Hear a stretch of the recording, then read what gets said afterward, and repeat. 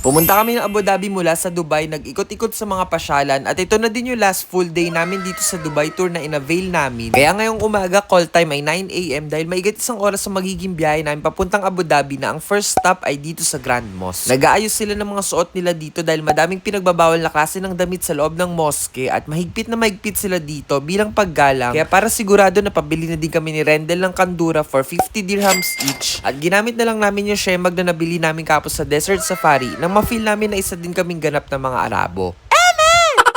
Kasama na tong tour na to sa package na kinuha namin sa Gladex Travel and Tours for 45,999 pesos each. At ito lahat ng inclusions o mga kasama na sa tour. Kaya kung gusto nyo din ng hassle-free Dubai tour, ito yung Facebook page at Instagram nila para makapag-book na din kayo. Tapos diretso na agad kami sa mosque para makapag-explore kung ano bang meron dito sa loob. Isa to sa pinaka-iconic at pinakamagandang lugar sa buong UAE dahil ang unang sheikh ng UAE ang nag-imagine nitong masterpiece na to. Pagpasok mo pa lang mapapahinto ka sa ganda nito, yung ganda ng white marble at gold details para kang pumasok sa isang obra. Nagawa to noong 2007 na may capacity na up to 40,000 na tao pero ang linis at elegante pa din ng design. Pagkapasok dito sa main prayer hall, isang napakalaking chandelier ang nandito, kumikinang na parang isang bituin na bumaba sa langit. Yung walls tsaka pillars puno ng floral patterns, intricate designs, and Arabic calligraphy. Pero yung pinaka-ambience dito, kalmado, ramdam mo yung kapayapaan. Inabot na din kami ng 1 PM dito kaya diretso na kami sa kinainan namin na sagot na din sa tour libre, walang babayaran na di ko na na-videoan dahil ang sarap ng mga nakain ko. Tapos nag-sightseeing lang saglit dito sa area na to para makita namin yung skyline ng Abu Dhabi sa pagitan ng tubig na nandito sa harapan namin. May pinuntahan din kaming art gallery na bawal mag-video sa loob at pagkatapos dito, diretso naman kami sa Safari World kung saan nabigyan kami ng free time para mag-ikot dahil may mall din pala sa loob nito. Sa labas pa lang ang dami ng photo spots, may massive Ferrari logo, ang ganda ng car displays at parang nasa racing universe ka. Tapos may Ferrari store din na pwede mong pasukin kahit wala kang park ticket. Dito makakita ka ng mga iba't ibang shirt, caps, mga sapatos at iba pang collectibles. Ang ganda din maging pasalubong. Pinakamaganda dito, accessible yung Yas Mall na pwede mo puntahan kaya di ka magugutom at pwede pa mag-shopping in one trip. Tulad ng pagdaan namin dito sa Apple Store na merong 1TB iPhone 17 Pro Max pero di pa namin binili dahil 30 minutes na lang yung natitirang oras. Tapos balik kami agad dito sa Dubai para sa last stop for tonight dito sa Dubai Marina. Magdi-dinner cruise kasi kami at isa to sa pinaka-relaxing at romantic experiences dito sa Dubai na habang umaandar tong cruise, kitang-kita yung modern skyline, luxury yachts at buildings sa parang sinasabi na welcome sa bansa naming hampas lupa ka.